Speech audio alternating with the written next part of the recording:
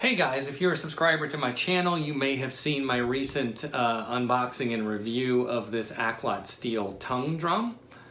And if you have been a subscriber for a while, you might have seen my previous review of this Mini-Vibedrum. And so one of my subscribers asked me recently, he said, which one do you like better? And I said, well, you know, they're both just different. And then I got an idea. Why not do a video and let you guys decide? So we're going to compare the two here today. We're going to compare, they're both 10-inch steel tongue drums, as you can see. We're going to compare the Acklot to the Mini-Vibedrum. Okay, so both of these drums are about 10-inch diameter, and I'm trying to hold them close to the same distance from the camera. I'm having a little trouble here, but they're both almost the exact same size around. They might be within about 1/4 inch of each other. So they're both about the same size. However, the thickness or the depth, whatever you want to call it, is quite different. The Vibedrum is much flatter than the Acklot. The Acklot is a lot more kind of jelly bean shaped, I guess you'd say, and this one is more like flying saucer shaped. I can tell you that the Vibedrum is a little bit heavier. This is definitely lighter. Additionally, I don't know if I'll be able to show this. Let me see if I can get... If you look how those tongues are kind of raised up, you can see the thickness of the metal, and the metal is quite thick on this Vibedrum. It is quite thick. On the Acklot here, and it's probably gonna be really hard to see, but if you could see it in person, you could tell the metal is much, much thinner. And that's probably where the weight comes from, is the heavier metal. Now the advantage or disadvantage, depending on how you want to look at it, of the lighter metal, it takes very little pressure to activate the note.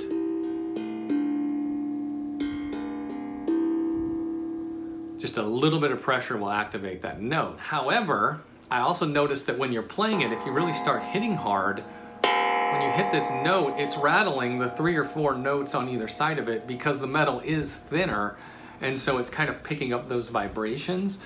And so even though I'm just hitting one note, I'm actually activating 3 or 4 notes. Now on this one with the larger or the thicker metal, I hit that note, that's the only note I get. It doesn't like rattle it. You might get just maybe just a teeny bit of the note next to it, immediately next to it on the big one, but certainly not on these smaller ones. You just get that note. But I don't know if it's gonna be evident from the video. I'm hitting it a lot harder here to get that sound. So it does take more pressure to activate the note.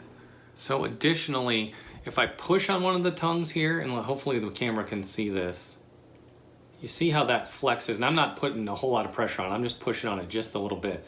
And you can see that that tongue has a lot of flex to it because the metal is relatively thin. Now on this one, on the Vibedrum, if I come in here and I push on that tongue, I mean, it moves a little, but not very much at all. You can tell the metal is a lot heavier. And again, there's good and bad for why you might want each, but this is definitely a heavier built drum. Additionally, this one is made of stainless steel, and this one is made of what Acklot calls a titanium alloy. They don't tell anything about the other metals that are in the alloy. I don't know if it's mostly aluminum or steel or what. They just say that it's a titanium alloy, whereas this one is stainless steel. So the construction's a little different between the two as well. One advantage that the Acklot has is it has these feet on the bottom. So if you want to play it on a flat surface, you can. This one, if you set it on a flat surface, it will not ring right because it will deaden some of the bass, and then as you hit the notes, it'll kind of rattle around. So this one is not good to play on a flat surface, you know, by itself. Now for either one, I keep around this little cushion here, and for both of them, I actually play them on this cushion. For the times that I've played them, I think it's a lot more comfortable to play it on the cushion.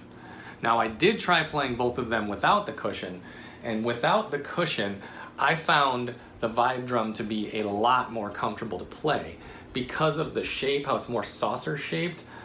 It sits better in your lap.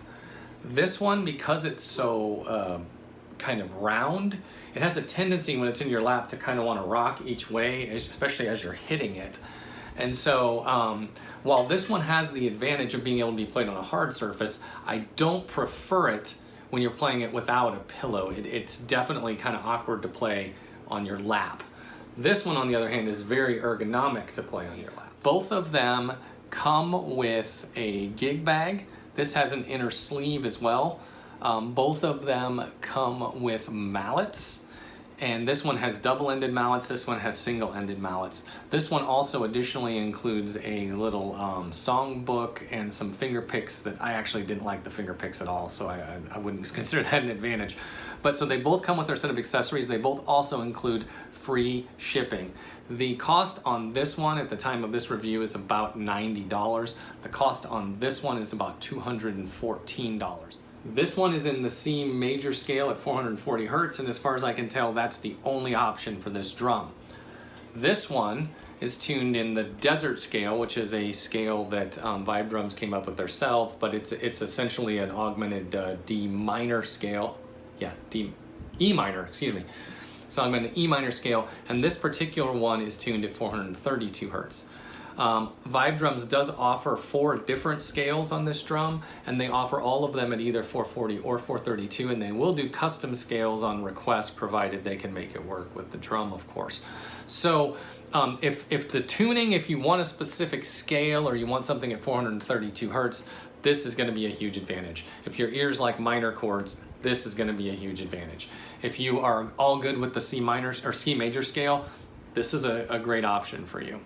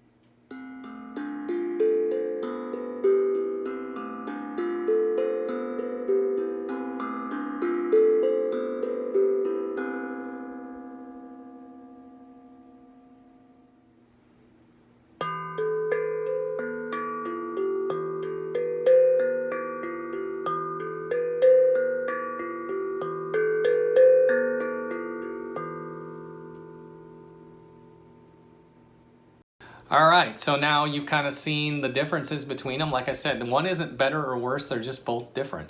If you like the flexibility of scales and you like the ability to get 432 Hertz and you want something that's a little heavier, louder metal, this is probably your contender. If you're looking for something a little more budget-minded, or if you want to play it on a hard surface, this might be your contender right here. They're both pretty nice drums. You know, just make your choice. But there you go. There's a little comparison of the Mini-Vibedrum and the Acklot steel tongue drum.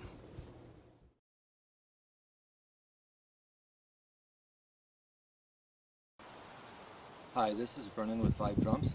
I'd like to make some additional comments to explain a few things on Kale's comparison video of the Chinese drum to the US-made Vibedrum, which is what I make. So I'm going to zero in on the drum and talk and explain a few things. Okay, so one of the things that Kale mentioned in his video was that with the Chinese drum that there was a lot of note interference between the notes, which was creating quite a bit of distortion when you started playing it, especially if you start playing it fast.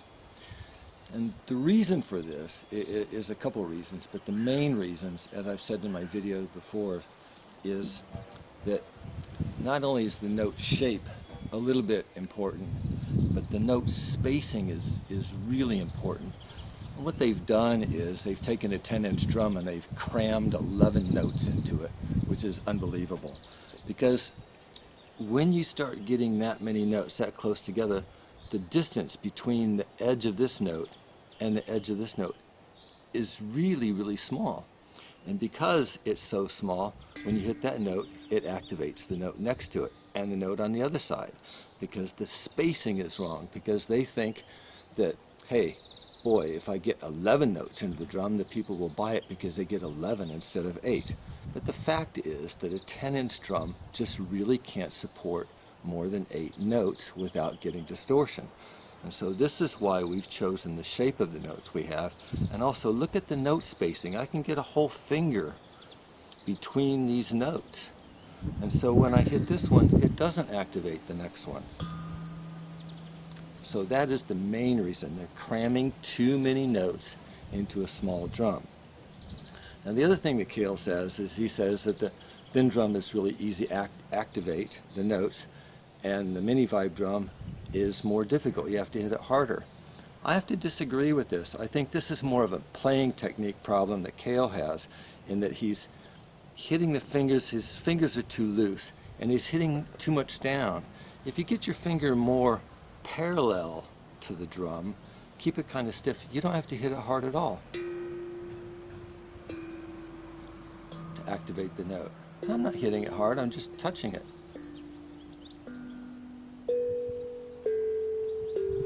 So this is more of a playing technique, because in reality a vibe drum, you don't have to hit it very hard at all to activate it. I mean, you can hit it harder to make it louder, but to activate the note, you can just touch it very lightly.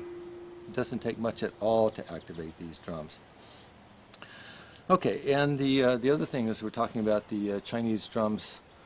Kale said that all of the notes are sharp. That means they're all out of tune. So if that's their best example of a drum they can send for a comparison, basically what Kale is saying is, if you want to buy an out-of-tune drum, buy one from China. But if you want to buy a drum that's in tune and is carefully hand-tuned and checked and sound-tested, each one individually before we send it, buy a vibe drum. So it just depends on the quality. If you don't care if your drum's out of tune, hey, go for the cheap drum. I think that the Chinese drums are really more of a, I don't really classify them in my mind as a musical instrument, more of a child's toy, really. So, you know, if you've got a young child or something like that that's trying to get interested in music, I think those drums are great for that. But, you know, if you're older and if your tastes are more refined and you want something that's in tune and sounds better, then go for that. The other thing with the, if you'll notice on the video on the Chinese drums, is that they have kind of a tank sound to them, and that's because they're kind of big, and also because the metal is so thin. So because the metal is so thin, you also don't get much sustain on the note. So if you hit the note, it just goes for like a second or two because it's so thin. But with the vibe drum, it goes and goes and goes because the metal is thicker. And it's also mentioned that the drums from China are made from a titanium alloy. I kind of question that, because titanium is god-awful expensive. I know I've looked at making drums with titanium, and the price would be too high to make it. So, and also you don't know what else is in the alloy, and they won't tell you.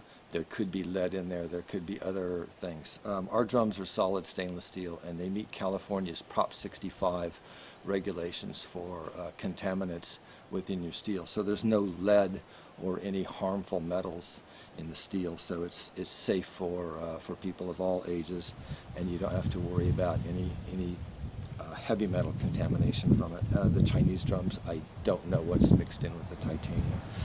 Anyway, so that's really about it. Is that one is again, the note spacing is really important.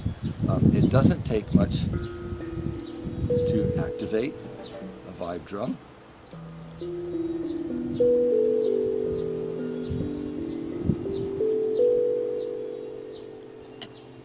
And also we hand make these mallets, so it would have been nice if Kale would have played the Mini-Vibedrum with the mallets that we send it with, because it took me a year of research to find just the right hardness and the right size mallet. The Chinese mallets are more this hard sound. It makes it louder, but it makes it harder. And this our mallets are more of a softer sound.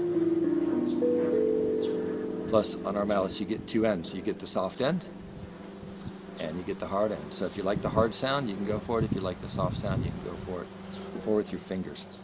Last thing is that the Chinese drums have the little things on the bottom, so it makes it a little bit uncomfortable if you set it on your legs for a while. So it's great if you set it on the table. Five drums are fine if you set it on a table. If you put it on a cushion and put the cushion on a table, you can also play it on a table, no problem. But the thing is five drums, I gave it that name, vibe, as in vibration, not mostly because I don't want the vibe drum to be just an experience for your ears. It's really more of a whole body experience, because if you put it on your lap, especially if you've got like thicker legs, I've got skinny legs, and you play it with mallets or whatever, you not only hear it, but you feel it, and the vibrations go all through your body. So the thin drums with the big hole or the tab on the bottom and on little stands, you're not going to feel it at all. It's just for your ears. The five drums is a more complete experience. It brings your body and your ears and your mind all in together. Okay, thank you.